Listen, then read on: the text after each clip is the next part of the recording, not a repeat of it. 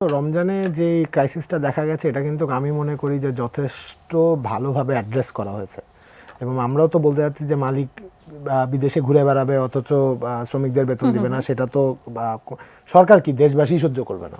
So আমার কথা হচ্ছে যে এখানে যেটা দরকার যে প্রপার লায়াবিলিটি, মানে আপনার প্রপার মনিটরিংয়ের একটা জায়গা আছে যে কোন কোম্পানি কোন ফ্যাক্টরি কিভাবে ফাংশন করছে এবং তাদের লেবার লসগুলো কী কী, তাদের ইন্টারনাল লসগুলো কী কী, এবং সেইটার সাথে সরকারের একটা সামঞ্জস্যতা বজায় রাখা। সরকার মেকশিওর, মানে আপনি এখন শ্রমিক বেতন পায়নি, এবং সরকারের পক্ষে দাবি জানাতেই পারে যেটা হয়েছে, কিন্তু এখানে তো মালিক অ্যাকাউন্টেবল করতে হবে সবার আগে, কারণ মালিক কেন বেতন দিতে পারছে না সেটা আগে অ্যাড্রেস করার বিষয়। এবং সেই দিকে এখন সরকার যথেষ্ট পরিমাণ মনোযোগ দিয়েছে বলে আমি মনে করি। এই রমজানের সময়ও দেখা গিয়েছে যে আমাদের উপদেষ্টা সাখাওয়াত সাহেব কিন্তু যথেষ্ট পরিমাণ কঠোরভাবে এই সিচুয়েশন অ্যাড্রেস করেছে। সো এবং কিন্তু এই যে টার্ময়েলটা, এটা কিন্তু পুরো পুরো পৃথিবী জুড়েই এই টার্ময়েলটা থাকে যখন ব্যবসা করে। সব ব্যবসা তো পারফেক্ট হয় না, এবং ব্যবসায়ীরাও দেখা যায় যে বিভিন্নভাবে তাদের শ্রমিকদের ফাঁকি দেওয়ার চেষ্টা করে, এবং তাদেরও একটা মানে অতি মুনাফা অর্জনের প্রতি যে লোভটা থাকে সেটা সবসময় থেকে যায়। সো এই জায়গায় আমার মনে হয় এটা একটা পলিসি ইস্যু।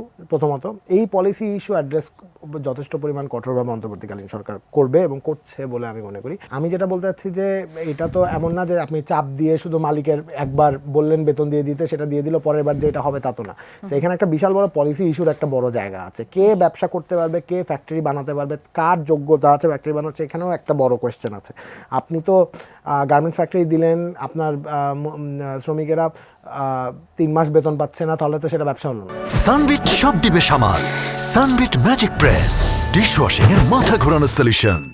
কিন্তু আপনি দেখা যাচ্ছে আপনি দুবাই আমেরিকা ঘুরে বেড়াচ্ছেন। That's not how business how should work, এবং সেটাও এথিক্সের বাইরে একটা জিনিস চলে যায়। যে এখানে কিন্তু আমরা প্রথমেই অন্তর্বর্তীকালীন সরকার অ্যাড্রেস করেছে যে লেবার ল যেগুলা ইন্টারন্যাশনাল প্র্যাকটিসে যে লেবার ল নিয়ে যা যা আছে আমরা কিন্তু সেইগুলো ইমপ্লিমেন্ট করে যাব, এবং সেটা কিন্তু যথেষ্ট পরিমাণ অ্যাড্রেস হয়েছে।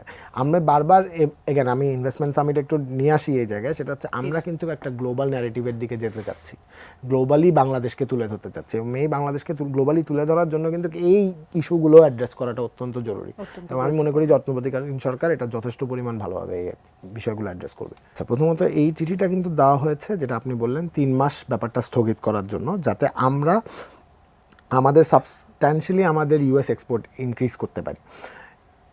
ট্যারিফটা যে কারণে বসা যায়, একটা প্রথমত হচ্ছে এটা গ্লোবালি কিন্তু ট্যারিফ বসানো হয়েছে, বাংলাদেশে শুধু একমাত্র দেশ তা না, এখানে ইন্ডিয়া আছে, প্রচুর দেশ আছে, এবং এটা আপনি ট্রাম্প সরকারের পলিসি বলেন বা যেভাবেই দেখেন, এইটায় তো মানে আপনি একা মন্দায় যাচ্ছেন না, এখানে পুরো পৃথিবী তাহলে এটার সাথে এখন এটাকে অ্যালাইন করতে হবে।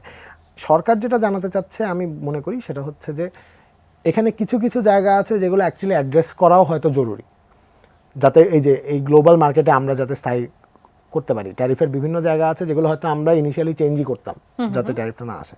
সো এইটার জন্য এই 3 মাস সময়টা নেওয়া, যাতে আমরা এটাকে অ্যাকোমোডেট করতে পারি। এবং বাংলাদেশের সাথে ইউএস এর এক্সপোর্ট ইম্পোর্ট সম্পর্ক তো আজকের না, বিশাল গার্মেন্টস খাত আছে